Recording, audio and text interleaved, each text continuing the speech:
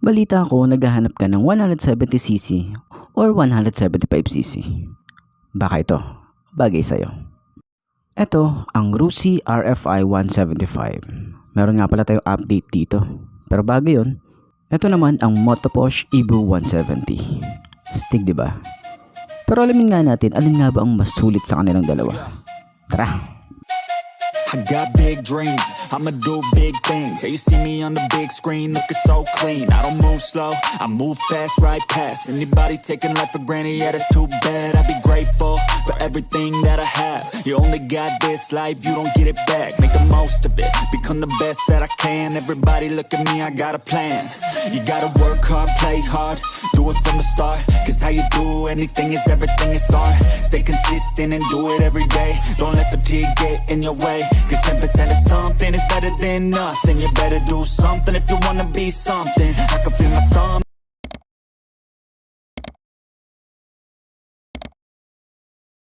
Unahin muna natin ang presyo ng bawat isa. Itong si RFI 175, meron itong 97,000. At ngayon nga ay 7,000 na lang yung kanyang down payment. Check nyo na lang din yung kanilang months. Meron din yung rebate. Samantalang ang Motoposh Evo 170 ay may 88,000. Di hamak na mas mataas ang down payment nito compare kay RFI. Pero pagdating sa cash, mas mura to kumpara kay RFI. Pero ano nga ba yung pagkakatulad nila? Ano nga ba yung meron dito na wala sa isa? At alin nga ba ang sulit sa dalawa? At sino mas malakas? Alamin natin. Okay, alamin natin yung lakas or power ni Rusi RFI 175. Ito ay naka 4-stroke, single cylinder, naka air-cooled, single overhead cam na may 2 valves, fuel injection na rin. Meron itong 171.7cc to be exact. Meron nga pala itong maximum power na 11.53 horsepower at 8,000 RPM na may maximum torque na 12.4 Nm at 5,000 RPM na may compression ratio na 9.75:1. Ang bore and stroke, 61.5 by 57.8 mm. Sa other features naman ito, meron tayo ritong tubeless tires. Naka CBS na rin yung kanyang braking system. Naka telescopic fork at naka dual shock.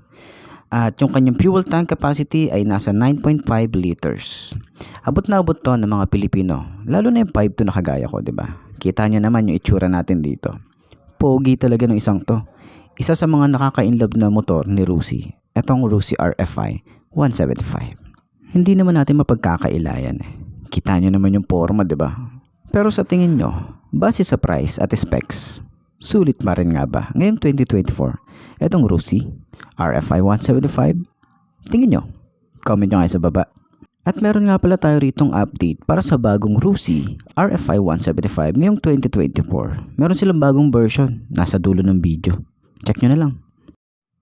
Tingnan naman natin ang Motoposh Evo 170. Meron din itong 4-stroke, single cylinder, naka-air-cooled din ang isang to.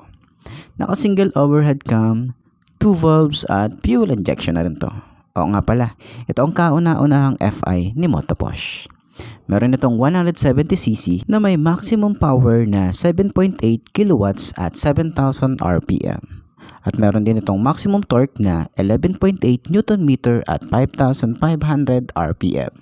Compression ratio, meron tayo ritong 9.5:1. Sa bore and stroke, meron tayo ritong 61.5 by 57.8 mm. Kagaya sa RFI 175, ito ay naka-tubeless tires na rin. Sa kanyang braking system, meron tayong disc brake sa harap at naka-drum brake sa likod at naka-CBS naman to. Ang Rusi RFI kasi ay paras naka-disc brake, harap at likod. Pero sa fuel capacity nitong Evo 170, meron itong 5.5 liters. Ano sa tingin nyo ang masulit sa kanila? Itong Evo 170? So comment nyo ngayon sa baba kung ano nga bang mas prepare nyo sa 170cc.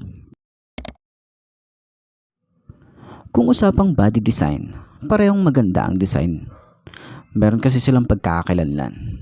Tulad nitong RFI 175. Unang tingin ko dito para siyang pinagsamang ADV at NMAX. Ganun kasi yung itsura niya eh. Napaka-aggressive, tsaka maporma at pogi talaga. At syempre kakaiba sa iba. Pero gaya nga ng sabi ng iba, itong motor na to, ito yung motor na masasabi ko na walang pinaggayahan ang Rusi dito sa ibang brand. Kaya madami din bumibili nito. Kasi pogi na talaga eh. Maporma na talaga. Konting accessories lang, all goods na. At kaya nga ng sinabi ko kanina, meron tayong update para dito. Nasa dulo ng video kung gusto mong mapanood. Pero syempre, hindi naman ito perpektong motor. Teka, may perpekto bang motor? Comment mo nga kung ano yun. Para sa susunod, yun na rin bibilin ko.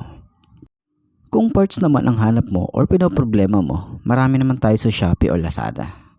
Pero yun na nga, sa forma at overall performance ng RFI 175, masasabi kong goods at pwede mo itong pagpilian. Pwede pang beginner. Para naman sa Motoposh Evo 170, maganda rin ang design nito. At alam naman natin kung saan ito inspired, diba? Pero kung medyo short ang budget mo para sa Honda Click 160, try mo tong Evo 170. Di naman nagkakalayo ang forma nito. Sa performance, siguro medyo sasabay din to sa mga ibang motorcycle. Ginawa kasi to para sa comfort riding experience. Yung chill lang ba?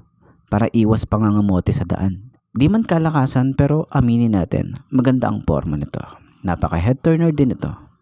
Pero sana one day makapag-test ride tayo nito. Baka naman Motoposh Philippines, di ba? Baka naman. Baka lang. Pero sa overall design nito, maganda siya, okay siya sa akin, at magaan. Magaan tong motor na to. Pwede rin to sa mga beginner at mga naghahanap ng motorcycle na pwede na lang gawing pang service.